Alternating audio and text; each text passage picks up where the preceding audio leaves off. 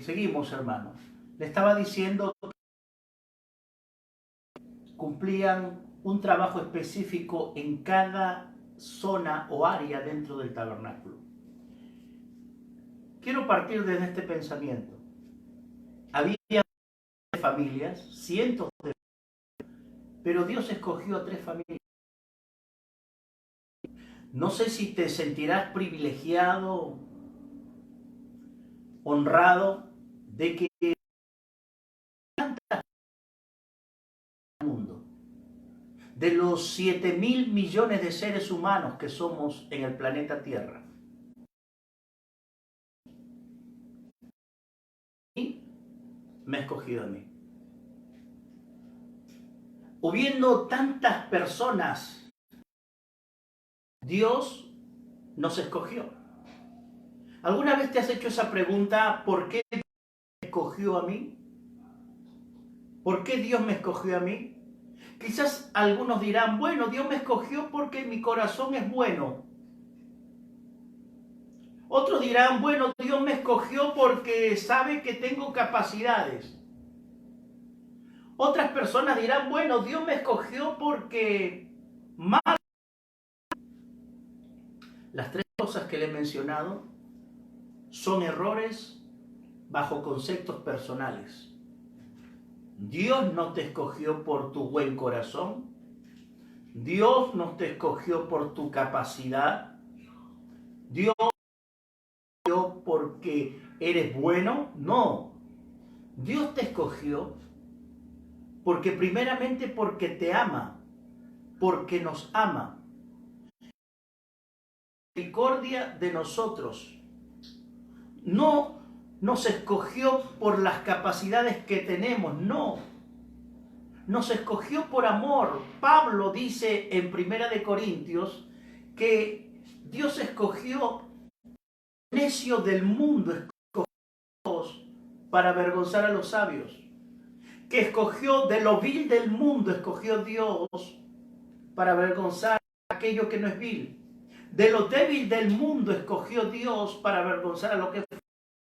De lo que no es, escogió Dios para avergonzar a lo que es. En otras palabras, Dios nos escogió por su puro amor, por su puro amor. No nos escogió por otras cosas. Inclusive dice el libro del profeta Jeremías que nuestras obras, cosas que hayan sido, si no tienen la firma de Dios, para Dios dice que eran trapos de inmundicia. Nuestras buenas obras sin Dios se convertían en trapos de inmundicia. El primer punto que quiero partir es que estas 3 familias fueron escogidas por Dios. Siéntete privilegiado si Dios ha mirado tu casa. Siéntete privilegiado si Dios ha mirado tu familia, si Dios ha mirado tus hijos.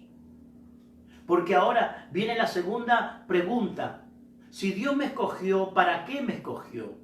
¿Para qué me escogió? Y Números capítulo 4, que vaya a su Biblia, por favor, y vean el versículo 3. En el versículo 3 está la respuesta de ¿para qué me escogió Dios? ¿Para qué me escogió Dios? Dice así: hasta los 50, todos los que entran en compañías para servir en el tabernáculo de reunión. ¿Para qué me escogió Dios? Para servir. ¿Para qué me escogió Dios? Para servir. ¿Para qué te escogió Dios? Obvio que el principio de la elección de Dios es con relación a mi salvación.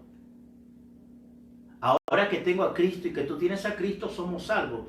Pero hechos salvos, ¿qué tengo que hacer? Servirle. Por los cuales Dios te escogió a ti, Dios me escogió a mí, es para servirle.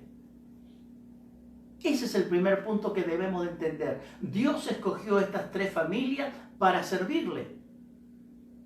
Hoy en día hay una curiosidad y hay una, vamos a llamarle así, y hay una gran distancia con relación a la elección de Dios para el servicio. Mucha gente cree que Dios lo escogió o lo llamó para hacerlo millonario, para darle riquezas. Errores. Si ese es el pensamiento que crees tener o que crees saber, Dios no te escogió para eso como prioridad. Dios te escogió primeramente porque te ama y por eso te escogió y te salvó. Pero ahora dentro de la salvación, Dios te elige servirle. Un cristiano que no sirve, imagínate, en el fondo no sirve. Y ese es el punto que yo quiero ver. Estas tres familias fueron escogidas ¿para qué? Para el servicio. Y dice así, el tabernáculo de reunión. Muy bien, en el tabernáculo de reunión.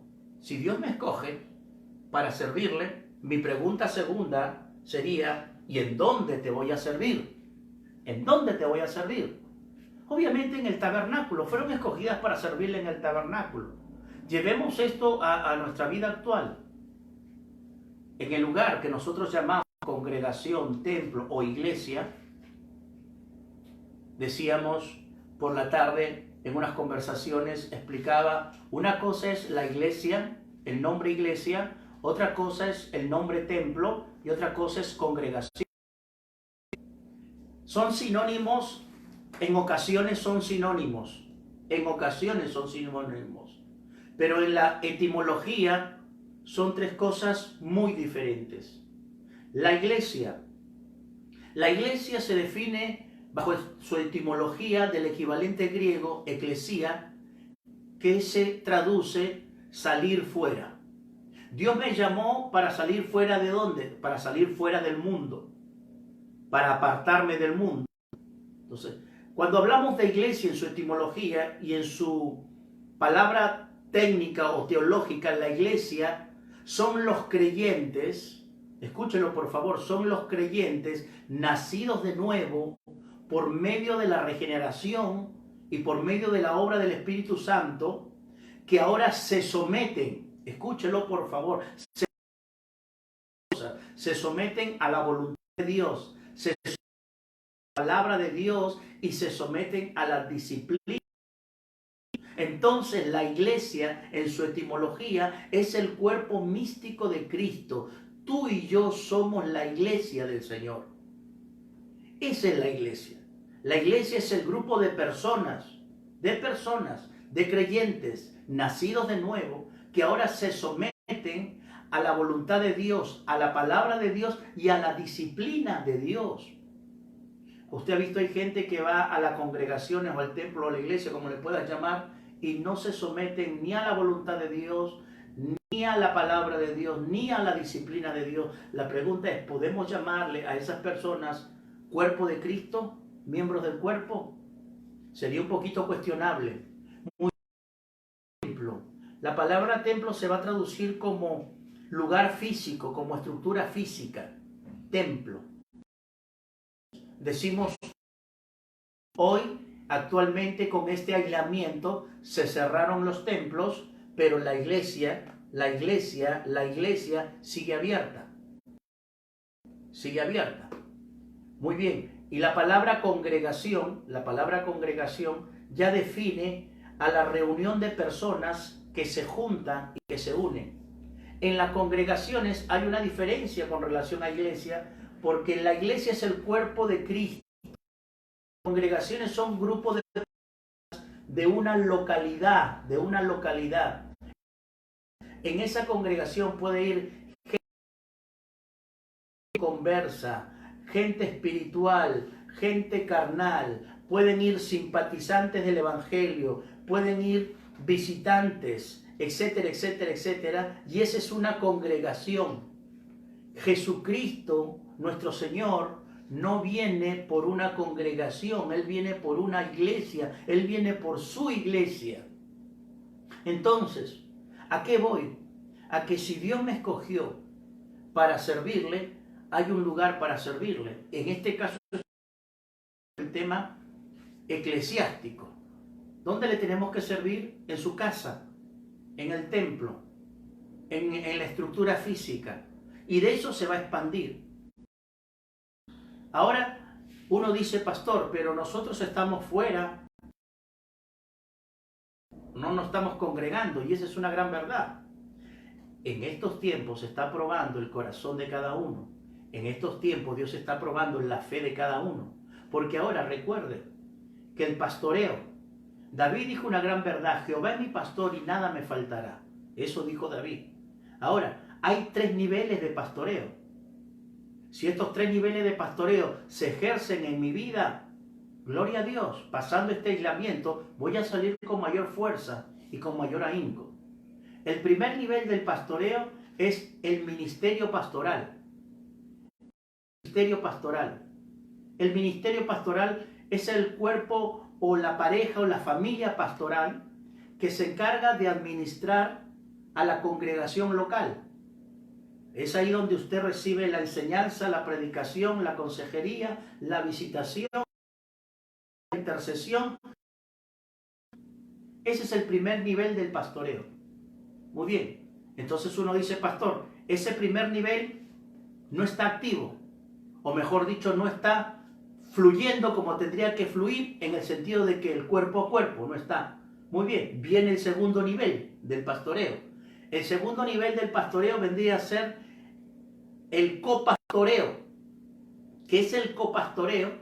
El copastoreo es cuando tú, siendo un miembro del cuerpo de Cristo, pastoreas, alimentas, aconsejas, exhortas, alientas, motivas y animas a otro miembro de la iglesia. Es cuando lo escribes, cuando lo llamas, cuando lo whatsappeas, cuando escribes en el Facebook y te preocupas por él, cuando oras y compartes. Eso vendría a ser el copastoreo en el sentido congregacional. ¿Estamos llamados a hacerlo? Claro, estamos llamados a hacerlo.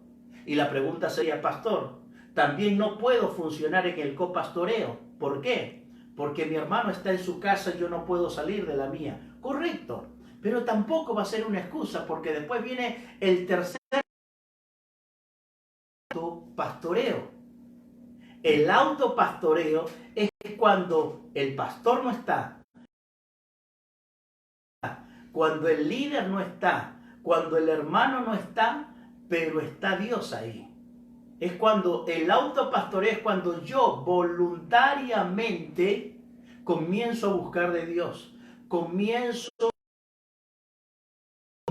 a alimentarme de Él. Ese autopastoreo es el que tenemos que seguir ejerciéndolo, y no tenemos limitaciones ni de tiempo ni de distancia. Con esto comienzo. Pastoreo, lo que estoy desarrollando es responsabilidad. ¿Qué es la responsabilidad? ¿Estas familias asumieron responsabilidad? Claro, asumieron responsabilidad, porque la responsabilidad viene a ser el cumplimiento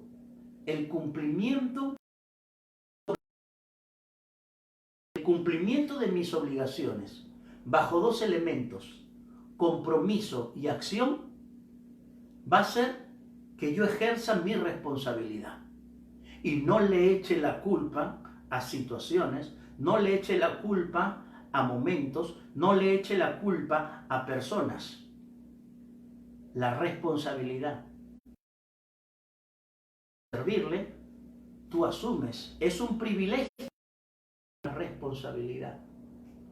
Ahora quiero decirte, la responsabilidad es una moneda de 2 caras. En una cara, obviamente, está la responsabilidad, y tras la moneda, en la otra cara de la moneda, está la recompensa. A veces servimos a Dios por la recompensa y no lo hacemos con responsabilidad. A veces buscamos las recompensas, pero no buscamos la responsabilidad. Recuerda, responsabilidad es el cumplimiento de mis obligaciones bajo el compromiso y el accionar rápido. Eso es responsabilidad. Ahora, ¿cómo lo tengo que hacer? De una forma correcta. Les cuento, en una ocasión estaba leyendo un dueño de una empresa muy reconocida, en una conferencia de todo su personal, dijo: ¿nuestra marca es excelente o no es excelente? Y todos dijeron a unísono: es excelente. Es excelente. Unos dijeron: porque tenemos la mejor propaganda. Otros dijeron: porque tenemos la mejor publicidad. Otros dijeron: porque tenemos el mejor empaque. Otros dijeron porque tenemos el mejor elemento sólido como producto. Cualidades del producto. Y el dueño dijo esto: si tenemos todo lo mejor, tenemos el mejor empaque, la mejor presentación, las mejores propagandas, las mejores publicidades, los mejores vendedores, ¿por qué estamos en el penúltimo lugar del ranking? Si teniendo todo, ¿por qué estás al último? ¡Qué tremendo!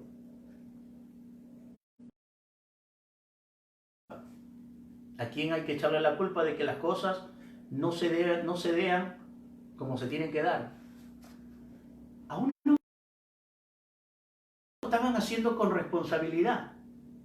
Estas tres familias son privilegiadas, ya saben su propósito, han sido escogidas para servir y ahora ellas tienen que desarrollar la responsabilidad. Y es aquí donde quiero entallar. La primera familia, la familia de Coat, dice que su trabajo era armar y desarmar. De las tres familias eran armar y desarmar el tabernáculo. Recuerde que el tabernáculo era una tienda movible. Los de Coat, la primera familia, los de Coat, dice que en el 7, dice que ellos ahí da una lista de utensilios. Ahí dice mesa, la mesa del propiciatorio, ahí dicen las cucharas, ahí dicen las escuadrillas, da una lista, dicen los platillos, los utensilios de aceite, las cucharas, los platos, las tazas, el candelabro, etcétera, etcétera, etcétera. Muy bien. El trabajo de esta familia, el servicio de esta familia, porque ahora estamos hablando del servicio de esta familia, era que ellos tenían que entrar al lugar más íntimo, al lugar santísimo. El lugar santísimo era el lugar más íntimo, donde estaba la presencia de Dios. Muy bien. Y ellos tenían que agarrar los utensilios con tanto temor y delicadeza, y tenían que agarrarlos. Y cuando llegaban a otro desierto, lo desenvolvían o lo descubrían y lo volvían a poner en sus lugares. Muy bien. La segunda, la familia se encargaban de desarmar las cortinas. Mírelo, por favor. En el versículo 25 ya me habla de las cortinas. Dice, llevarán las cortinas del tabernáculo de reunión de pieles de tejones que están encima de él, las cortinas de las puertas del tabernáculo, las cortinas del atrio, las cortinas de la puerta del atrio, etcétera, etcétera, etcétera. Entonces, la segunda familia, la familia de Gerson, se encargaba de desarmar las cortinas que estaban en el tabernáculo. Pieles de cabra, de tejones, de lino fino, conforme el área del tabernáculo. Y dice que la familia de Merari, dice que ellos se van de desarmar las tablas, columnas. Dice el versículo 30, este será el deber de su cargo para todo su servicio. En el tabernáculo de reunión, las tablas de sus barras, sus columnas y sus basas. Ahora entiende que cada familia tenía una responsabilidad. Ahora entiende que cada familia tenía una responsabilidad. Mi pregunta es, si Dios te da una responsabilidad, ¿por qué crees que te la va a dar? ¿Por qué crees que nos daría la responsabilidad? El principio de fidelidad.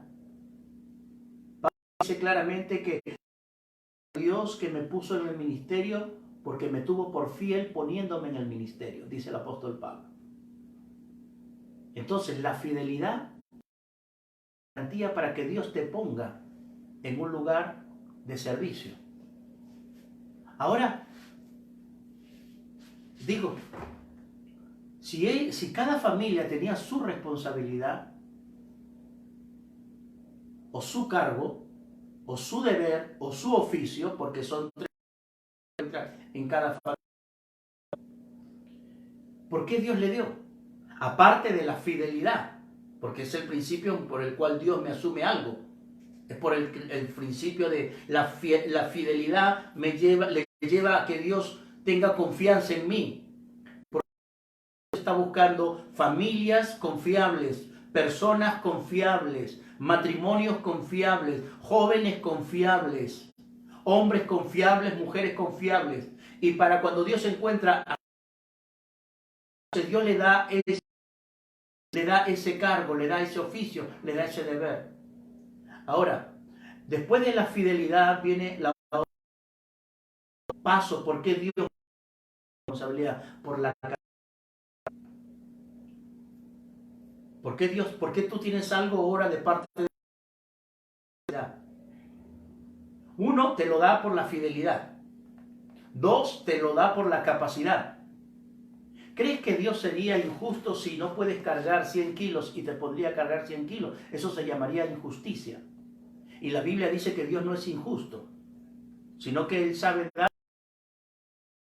sobra. La responsabilidad que tú tienes ha sido adquirida por tu fidelidad, pero también ha sido dada por tu capacidad. ¿Por qué dice pastor por mi capacidad? Porque ahora pongo la capacidad no en el primer plano, sino en un plano secundario. Por tus capacidades, Dios te escogió por su amor, pero ahora en su amor va a desarrollar las capacidades que hay en ti. Talentos, habilidades, atributos, cualidades, oficios, profesiones. Ahora también vas a involucrarlas dentro de tu responsabilidad.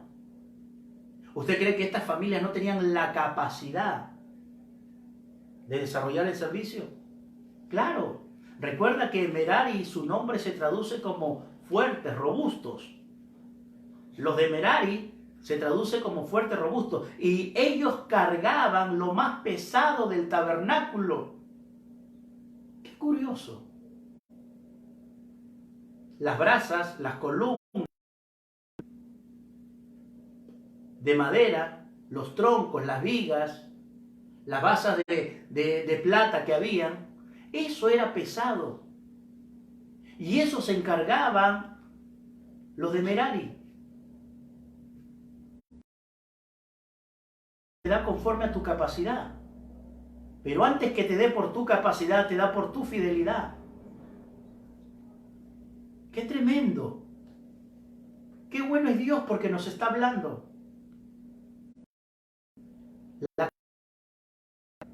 Es la en el cual yo me muevo bajo mis limitaciones. A lo de Coat, mire esta ilustración ya para terminar. A los de Coat, tazas, cucharas, mesas, candelabro, la mesa de propiciación, cosas que no eran pesadas, pero que eran consagradas. Entonces yo encuentro que la familia de Coat es una familia que Dios va a llamar al ministerio, familias de ministerio, familias con ministerio. El lugar santísimo representa la presencia de Dios, el compromiso directo. Que el Señor levante familias que tengan un llamado al ministerio. La segunda familia, la familia de Gerson, el Señor le dice las cubiertas, las áreas, escúchelo, todo lo que divide las áreas del tabernáculo, divide las áreas. Estas son familias locales que van a trabajar en cada ministerio local de cada iglesia local. Los de Gerson son entonces aquellos que van a trabajar o en el área de niños, o en el área de jóvenes, o en el área de adultos, o en el área de matrimonios, o en el área de evangelismo. Cualquier ministerio de la iglesia, en el ministerio de alabanza, cualquier ministerio de la iglesia, son los de Gerson, cortinas. Las cortinas me hablan de división de espacio, división de área. Estas familias van a trabajar en las iglesias locales. Las familias primeras, las de Coat, son llamadas al ministerio. Pastores, evangelistas, maestros, etcétera, etcétera. Pero las familias de Gerson son llamadas para trabajar dentro de la iglesia local. Y la familia de Merari era la familia que salía primero que las dos familias, porque eran los que tenían que establecer, escarbar y poner los cimientos, las columnas, las vigas, las barras y todas aquellas cosas. O sea, la familia de Merari lo que hacía era la estructura del tabernáculo. Esas otras familias dentro del trabajo de Dios, dentro de la obra de Dios, son familias que llevan el Evangelio más allá. Son familias que yo le llamo punta de lanza. Son familias que en su barrio están abriendo sus casas para que el Evangelio siga creciendo. Son familias que se convierten evangelistas porque llegan y establecen el mensaje de Dios en cualquier lugar. Sin la familia de Merari no hubiera una estructura para que se arme el tabernáculo. Las tres familias son útiles para la obra, son útiles para el tabernáculo. Tu familia es útil, Señor, aunque esté trabajando en cualquier área dentro de la obra, pero tu familia es útil. Ahora yo te pregunto, ¿cuál de las tres familias eres? Las que se y predican y son misioneros y van a un barrio, predican el Evangelio, dejan la semilla, establecen la palabra. ¿O eres los de Gerson, que asumen una área dentro del ministerio, que asumen una responsabilidad dentro del ministerio local? ¿O eres de aquellos que van a ser llamados para el ministerio mayúsculo, para el ministerio pastoral? ¿Cuál las tres áreas? ¿Cuál los recuerda? Para eso te escogió Dios. Dios no te escogió para que estés sentado. Dios no nos escogió para ver ganancias humanas en el sentido de dinero, de lucro, de bienes. Para eso no nos escogió Dios. Es un falso evangelio quien te diga que Dios te escogió para hacerte millonario. Porque el evangelio de la falso que no tiene sostenimiento, y me refiero a la prosperidad económica como principio. No, hay una prosperidad económica, sí, pero no es el principio de Dios el darnos esa prosperidad financiera como prioridad. Y con esto termino. El Evangelio de Jesucristo, para que sea verdadero, tiene que funcionar en todo lugar, en toda persona, en toda cultura, en toda etnia. Un evangelio a todo terreno. Y te doy la noticia final. El evangelio de la prosperidad no puede funcionar ni en el África, ni en los países árabes, ni en los países, porque allá están matando a nuestros hermanos, siguiéndonos por el evangelio. Allá están asesinando a los que profesan la fe cristiana. Por eso el evangelio en el sentido de riquezas y bienes terrenales como principio y como prioridad. La prosperidad del alma, la paz en el alma, el gozo en el alma. Esa es la primera prosperidad que tiene que brotar en el corazón de un creyente. ¿Qué familia eres? Ponte a pensar, ¿qué familia eres? ¿Quieres servirle a Dios? ¿Ahora entiendes para qué Dios te escogió? ¿Ahora entiendes para qué Dios te llamó? Te salvó para que le sirvas. Te salvó para que le sirvas. Gracias, hermanos, iglesia, amigos.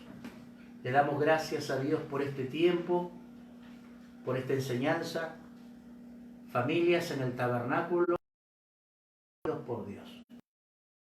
Esto será hasta el día de mañana a la misma hora, y compartan estos mensajes con otras personas, y también visítenos y quieren buscar todas nuestras prédicas por YouTube en nuestro canal MCIM Chimbote. Dios los bendiga y hasta el día de mañana. Amén.